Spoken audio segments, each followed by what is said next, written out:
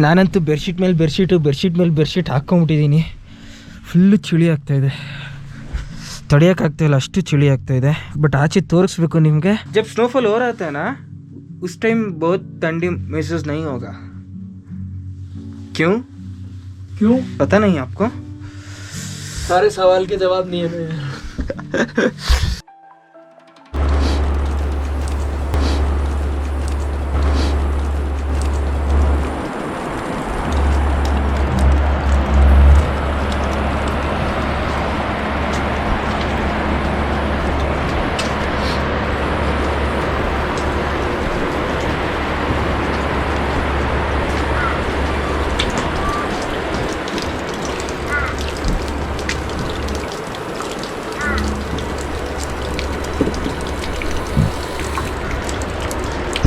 ಕೈ ಕಾಲೆಲ್ಲ ಸೂಜಿ ಹಾಕಿ ಚುಚ್ಚಿದಂಗೆ ಆಗ್ತಾ ಇದೆ.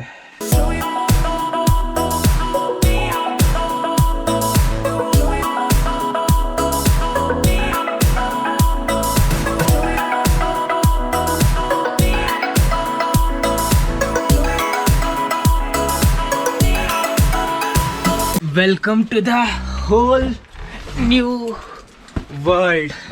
ವಾಹ್ ಗುರು, what is this? Oh my goodness, ಎಲ್ಲಾದ್ರೂ ಡ್ರೀಮ್ ಲ್ಯಾಂಡಿಗೆ ಬಂದ್ಬಿಟ್ಟಿದೇನೋ ಅನ್ನಿಸ್ತಾ ಇದೆ ನನಗಂತೂ.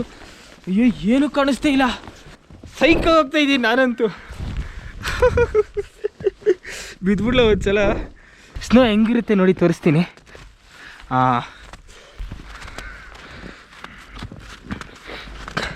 ಪುಡಿ ಉಪ್ಪು ಹೆಂಗಿರುತ್ತಲ್ಲ ಹಂಗಿದೆ. ಆಹಾ, ಆ್ಯಪಲ್ ಮರಗಳಿವೆಲ್ಲ, ಆ್ಯಪಲ್ ಮರದ ಮೇಲೆ ಇರೋ ಸ್ನೋ ತಿನ್ನಬೇಕು.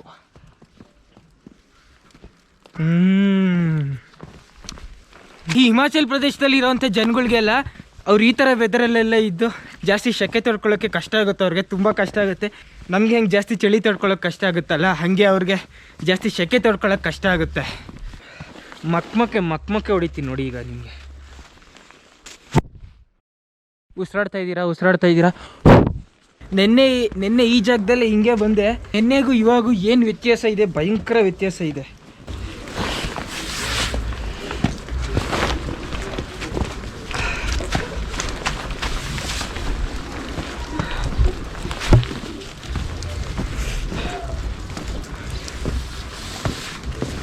ಯಾರಾದರೂ ನೋಡೋ ನಾನು ಪಕ್ಕ ಹುಚ್ಚ ಅನ್ಕೋತಾರೆ, ಯಾಕಂದರೆ ಇದು ನನಗೋಸೋದು ನಮಗೋಸೋದು, ಆದರೆ ಅವ್ರಿಗೆಲ್ಲ ಇದು ನಾರ್ಮಲಾಗಿ ಆಗ್ತಾ ಇರುತ್ತೆ.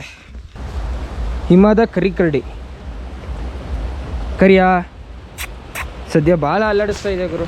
ಬಾಲ ಅಲ್ಲಾಡಿಸಿದ್ರೆ ಕಚ್ಚಲ್ಲ ಅನ್ನೋದು ಒಂದು ಗ್ಯಾರಂಟಿ. ಏನೋ ಕರಿಯಾ, ಇಲ್ಲೇನೋ ಮಾಡ್ತಾ ಇದೆಯಾ? ಬಾ, 3-4 ಸಲ ಕರಿಯಾ ಅಂತ ಕೂಗ್ಗೆ ಅವಾಗ ಗೊತ್ತಾಗ್ಬಿಡುತ್ತೆ ಅದಕ್ಕೆ, ಓ ನನ್ನ ಹೆಸರು ಕರಿಯಾ ಅಂತ. ಅವಾಗಿಂದ ಏನು ಮಾಡುತ್ತೆ, ಕರಿಯಾ ಅಂದಿದ ತಕ್ಷಣ ಗೊತ್ತಾಗ್ಬಿಡುತ್ತೆ, ಓ ನನ್ನೇ ಕೂಗ್ತವ್ರೆ ಅಂತ. ಅವಾಗ ಎಲ್ಲಿದ್ರೂ ಬಂದ್ಬಿಡುತ್ತೆ. Welcome to Himachal.